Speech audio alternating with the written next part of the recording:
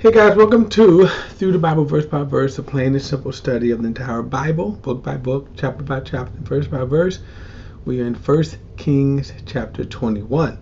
Now, if you will remember, I said in our journey, especially through the Old Testament, there are some weird stories, strange stories. And some of these stories, you kind of wonder how and why God deals with them, the way that He deals with them. And what I mean is, like as we're going through dealing with Ahab, he is a very wicked king. But there's going to be something very interesting about this later on that I want to bring out. And sometimes you think, well, what exactly is going on? Why does God allow evil? How come God doesn't solve evil? And as we're moving through, some of this stuff is perplexing to us. But always keep this in mind that if God dealt with us according to His justice, none of us would survive. None of us would be here. You also got to keep that in mind. You start with the holiness of God, that God is 100% holy 100% of the time. So when we look at what's going on here, God is dealing with the sinful nature of man, the sinfulness of man. So you start with that, and that sinfulness is totally rejected by God, but this is what He has to deal with. So you have to keep that in mind. So while Ahab is certainly one of the most wicked kings, keep in mind your sin is enough to incur the wrath of God. Keep that in mind, because you start with God's holiness first. But anyway, I digress. This story, of course, we come back to Jezebel. Remember the wicked Queen Jezebel. She's not an Israelite. Ahab married her and brought her into the mix.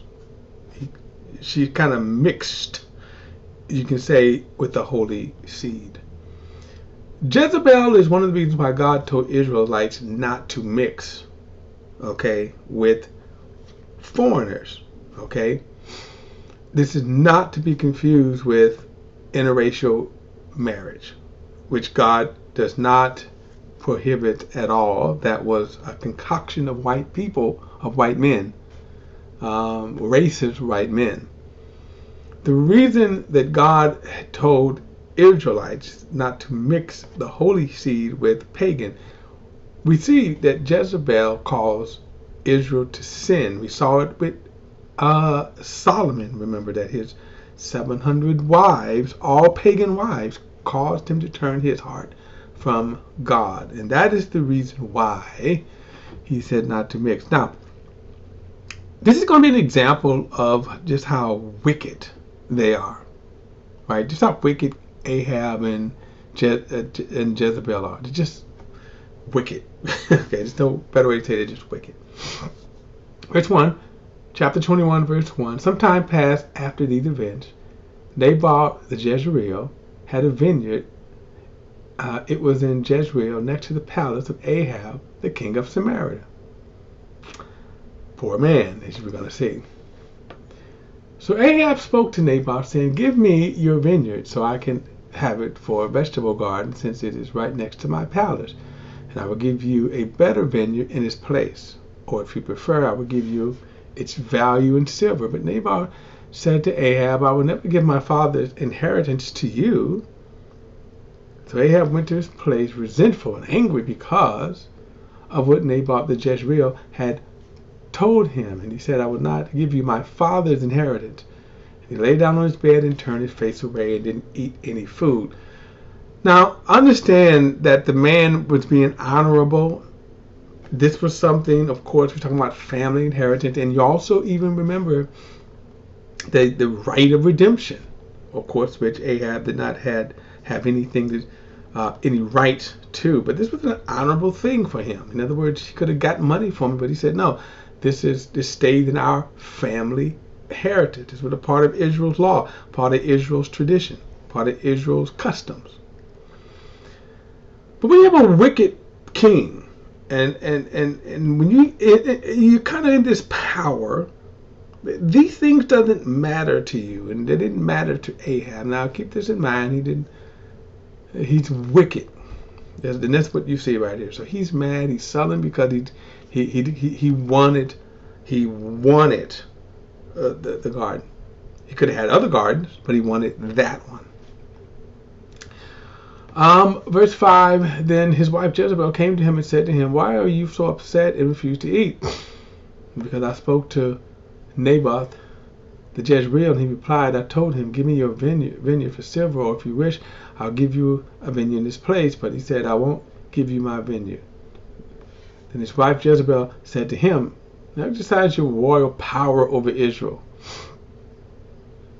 Get up, eat some food, and be happy, for I will give you the vineyard of Nabal the Jezreel.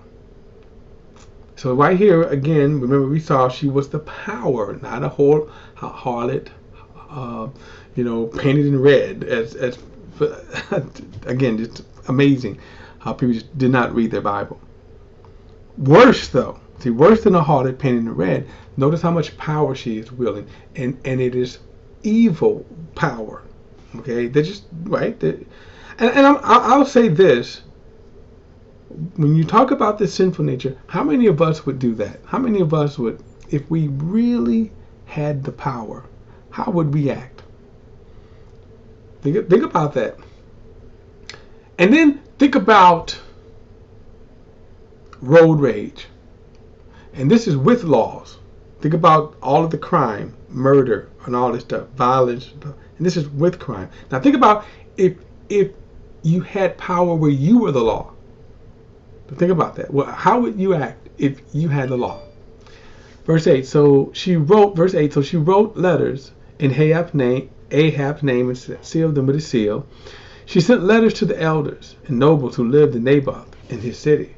In these letters she wrote, proclaim a fast and seat Naboth at the head of the table. Then set the two wicked men opposite him and have them testify against him, saying, you have cursed God and the king. Then take him out and stone him to death. Now again, notice how wicked this is. She's even going to use God in this, whom she doesn't serve. Verse 11. The men of the city, the elders and nobles who lived in this city, did as Jezebel had commanded them, as was written in the letters that she sent them. So they were complicit in this conspiracy. They were just as evil.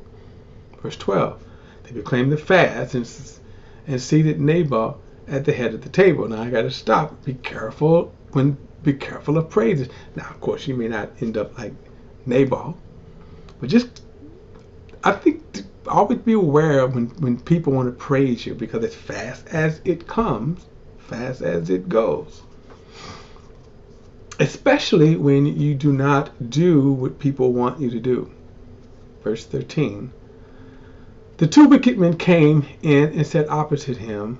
Then the wicked men testified against Nabal in the presence of the people, saying, Nabal has cursed God and the king. So they took him outside the city and stoned him to death with stones. And they sent word to Jezebel that Nabal had been stoned to death. So all of this conspiracy right here, think about this when you're in this. And sometimes, by the way, if you were in this setting, you did not have rights. So let's keep that in mind. You didn't have rights as we do today. And you think about sometimes even with our rights, how easily they could be violated.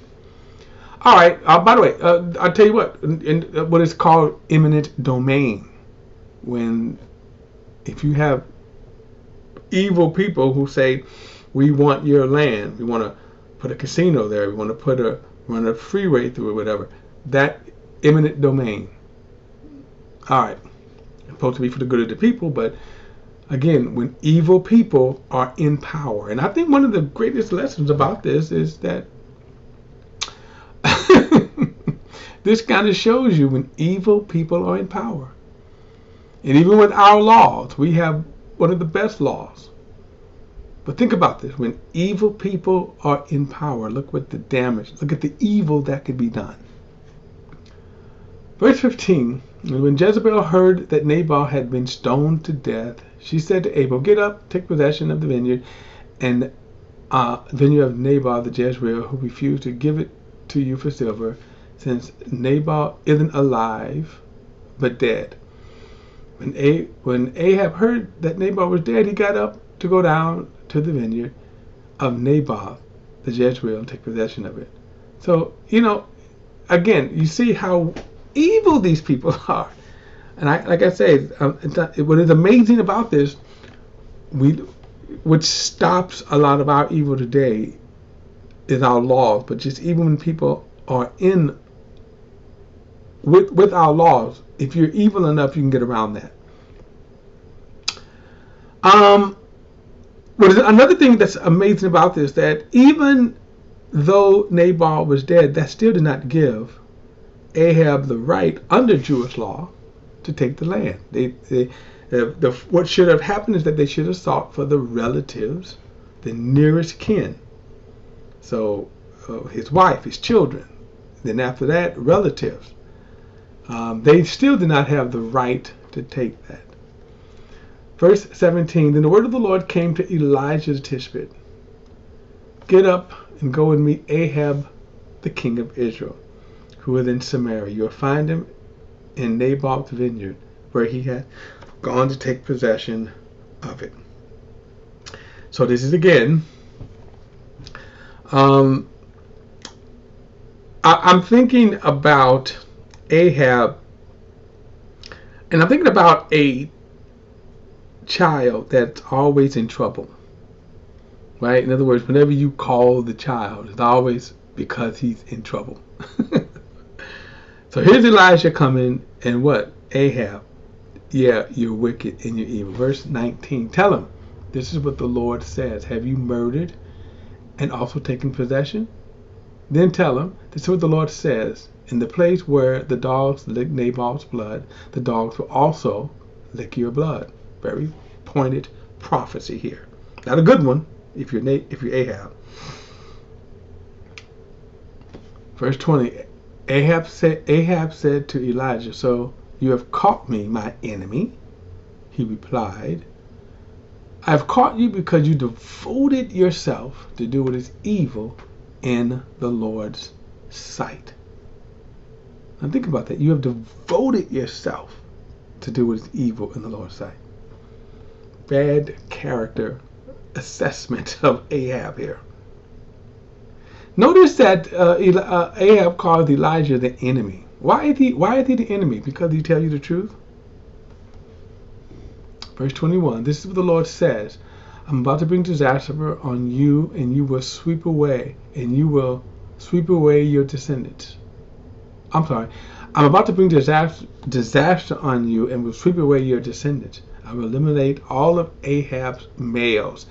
Now, if you are reading the old King James, it says all those who piss against the wall, which is the same thing as saying males, right? The idea, of course, is standing against the wall and being both slave and free in Israel. Now, you may think, let me stop here and just say something. When you see a statement like this, I will eliminate all of Ahab males, and then he says both slave and free in Israel. The males, slave and free, remember, are equally wicked. In other words, they're not innocent. God is not killing the innocent people with the wicked. They're all of Israel at this time was engrossed, most of them was engrossed in just wickedness and evilness. Verse 22, now make your house like the house of Jeroboam, son of Nebat, and like the house of Baasha, son of Ahijah, because you have provoked my anger and caused Israel to sin. And there it is. Notice, not only are they wicked, but notice he said they have caused Israel to sin. The Lord also speaks of Jezebel, right? The dogs would eat Jezebel in the plot of land at Jezreel. Now, we won't see this until 2 Kings, her death. Verse 24, he who belongs to Ahab and dies in the city, the dogs will eat, and he who dies in the field, the birds of the sky will eat. Still, there was no one like Ahab, who devoted himself to do what is evil in the Lord's sight. And get this, because his wife Jezebel incited him.